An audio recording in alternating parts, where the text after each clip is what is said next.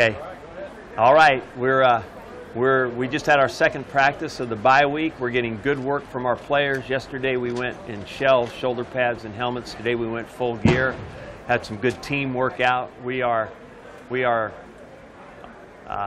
doing some things that are preparation specifically for Purdue, but we're doing a lot of football, just practicing. We're coaches in their time between practices are working on game plans and practice plans.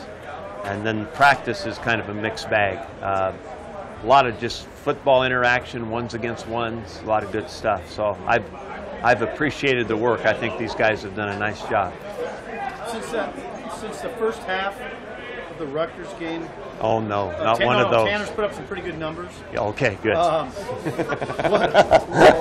Where have you seen improvement? Well, we've helped him a hair protection, right? We've done a better job. You know, I bet in that span of time, Steve, there hasn't been a lot of sacks. 2 sacks in that time? Yeah, thank you.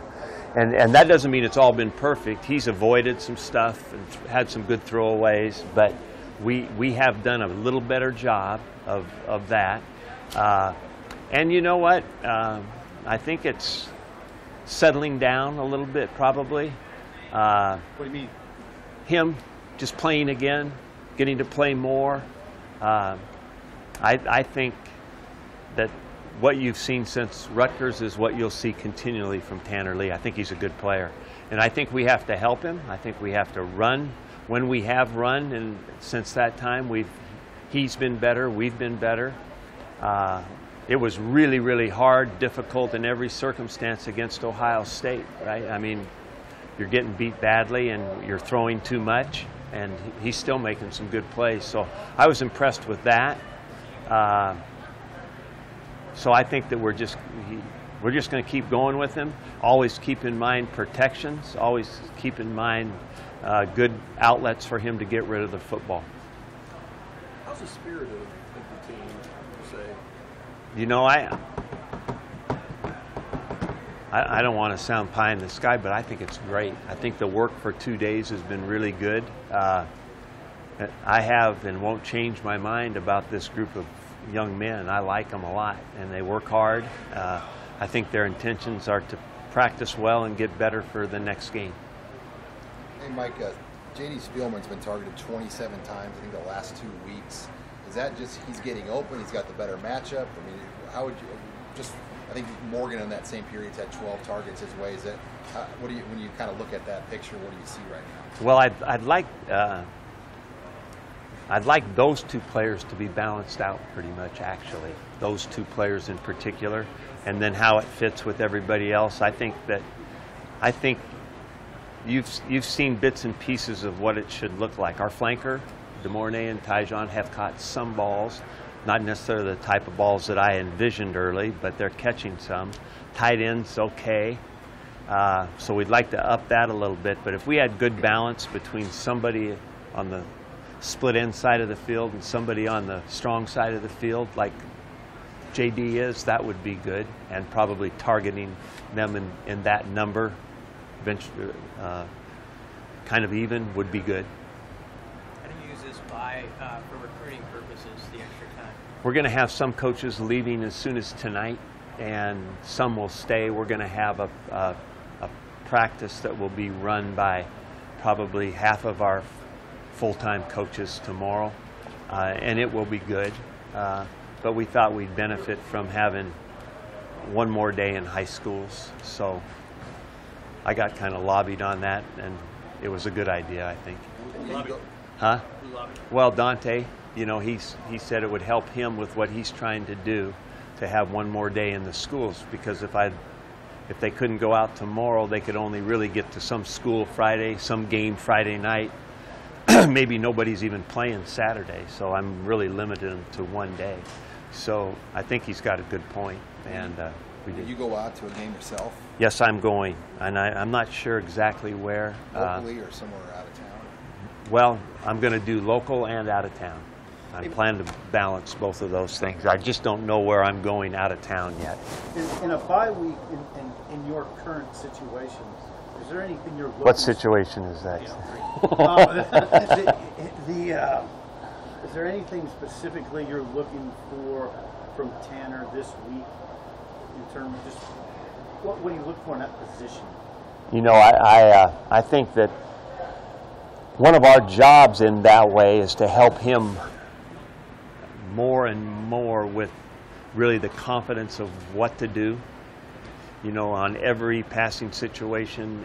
You know, I think that there is absolute growth in the ability to know that and how fast you can do it, go 1, 2, 3, you know, and so just a little bit back up instead of just thinking about game plan all the time, back up to progression reading, getting the ball out. You know, he's got tools, right? And so what we need him to have great confidence in what we're doing. So whatever we can amp up for him that way this week, I think will be really good for him. When you examine, again, the Ohio State game, specifically the defensive plan, is there anything you would have done differently, and is there anything you think going forward that you guys have to change about your mindset or your approach as you play these last 5 games? Well, we certainly want to change the production and the execution. And I think that, Sam, I think that what I would say is most disappointing was not necessarily anything about the plan. It was just the execution of the plan. And some of, you know, when you get beat physically, you know, if it's a one-on-one and you get beat and then you just have to make a tackle, I get that. When you absolutely aren't in your right spot or your area or on your right man, that's what's disappointing to me. So that's a combination of all of us doing better, making sure that he knows, and then it's up to that guy to make sure we're assignment perfect. And that's what I'd like to change. I'd like to go back and replay some of those, particularly early third downs, and just be in a little better position and see what that would have done for the game. Maybe nothing, but I know it didn't help what we did.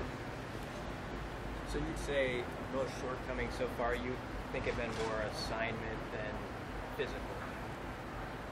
In that game in particular, yes. As it pertains to your offense, just from the big picture, you mentioned that your outside receivers are catching passes. They aren't necessarily the ones you thought they might be catching.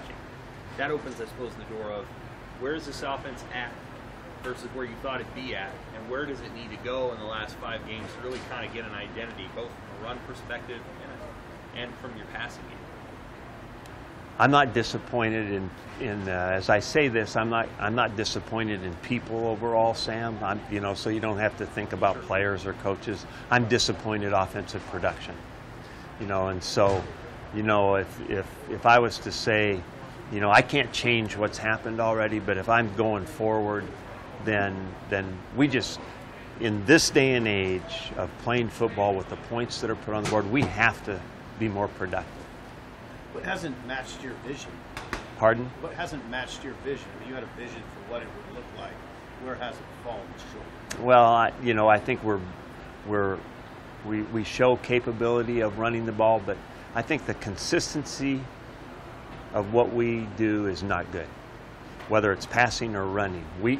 You've seen signs. We've seen signs of really nice, crisp pass routes, catches, plays, and we've seen signs of good productive running, but the consistency of that is what is limiting us, and I think it really cuts down on our opportunities to be in the red zone and score points. I mean, and we have to score more points. That's Mike, bottom line.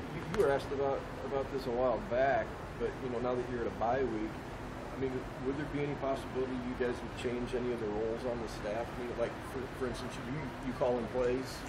You know, I think that first of all, you know, that part of it, I wouldn't talk about publicly unless I've talked about it.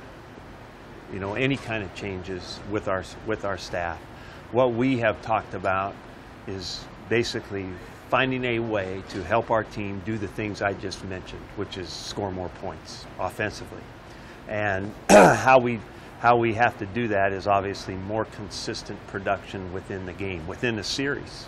You know, and sometimes You know, it's been a mystery to me where we'll have a nice drive for a touchdown, then go 2 or 3 3-and-outs right in a row. It's like we just have to be more consistent, score points. Does that come back to analyzing what's best for Tanner? Oh, Like absolutely. formations and Every part of it, and sometimes it's analyzing. You know, there are some plays, Sam, where you would just want to say, let it ride. You know, that we're going to call play and let it ride. And we have plays like that, and I agree that you have to have some. But there are some plays where letting it ride, when it looks like that right there, it doesn't look that good. So we have to study that part of it. Try to get in a good play if we have to. If we're going to let it ride, then make sure we can cover the adjustments. That's coaching. That's executing the blocks. And I think that, you know, like I said, I'm not going to single out any one area, but all you have to do is point to our consistent production and say the Huskers have to get better. When you look at team goals here down the stretch, do you still talk about the division? Do you think about trying to, bowl game, or does it not even go that far? You know, frankly, yes. You know, because I think the kids have to see what might yet be out there, and we don't know. We don't know. Things happen, right? Some of them are out of our control. The other parts are in our control. You know, going to a bowl game is in our control. Finish at least second in the West is in our control. Finishing first is not. But things happen. But it all depends now on going back to the thing I like about saying that, because I don't usually talk like that, is that I can go right back to Purdue. You know, it has to start with that. It has to go there. So, but I think at this point, as Steve said, in our situation, that we have to give them something that they can say, that's right. Give them something to be motivated by. Motivation comes in all different packages for people. I've got 128 guys, and there might be 128 different buttons. But whatever it is that turns you on, let's push it. Let's go. It might be you being the best player you can be. You being a senior, and you want to have a great finish to your senior year. Whatever your motivation is, let's punch it and let's go. You know, that's what we're doing. Did you see anything after watching the Ohio State tape that you didn't see live that struck you? Yeah, and I think it was basically, I don't know if it was just a blown assignment or it was being overwhelmed. What causes that? Whatever just happened. When that happens, what causes it? None of these kids try to make a mistake. So when it happens, you know, we have to examine as coaches, how can we help that guy better? What in the world did we miss when that happens right there? You know, and so I don't know if it was not knowing, not being sure, being overwhelmed by being down early, something bad happened and sets guys off. I don't know what, you know, it's different things, but I think it was probably that we didn't give ourselves a chance to play because we weren't in the right place a lot of times. Hey, Coach, in regards to Bill Moose, you've worked with him in the past while you were at Oregon State. What do you remember about your interactions with him, and what have colleagues in the industry told you about him? Well, I never worked with him. I meant like Yeah, we were definitely in proximity for a long time, and a long background together, I suppose, in the Pacific Northwest, dating back a lot of years. And I've known Bill through functions that everybody's at together. I can't, you know, we never hung out, anything like that. But I'll just say, and I said this the other day, I think it's a real good fit for Nebraska. I think that who this man is good. What I know about Bill Moose, I think he's a good person. I think he can visit with every guy. You know, he's real good about that. He has done tremendous jobs at two places I've been close to, competed against, Oregon and Washington State. I mean, his work at Oregon is well documented, and it's visual there. and it's also visual at Washington State. It's a whole new place since Bill Moose went there, and it's given them a chance, I think, to do what they're doing right now. And oh, I'm sorry. okay, go ahead. I just wanted to ask you, you know, given that Moose is here now, 5 games left, for lack of a better term, are you at all in audition mode with you and your staff with there being a new AD now? You know, I'm sure that I can't get in their mind. I don't know, right? All I know is what, you know, I want to do the Jim Harbaugh deal, just put that sign up above my door that says coach the team. That's all I'm going to worry about, and then we'll let the rest take care of itself. Back to the scoring points thing. As you sort of examine this over the first part of the week, do you feel like there's a connective tissue between more productive offense, figuring out who your top running back is, and rolling with that guy? You know, do you know who that person is? You know, I think that where we are right now, I'm wide open to the idea of both McHale and Devine playing.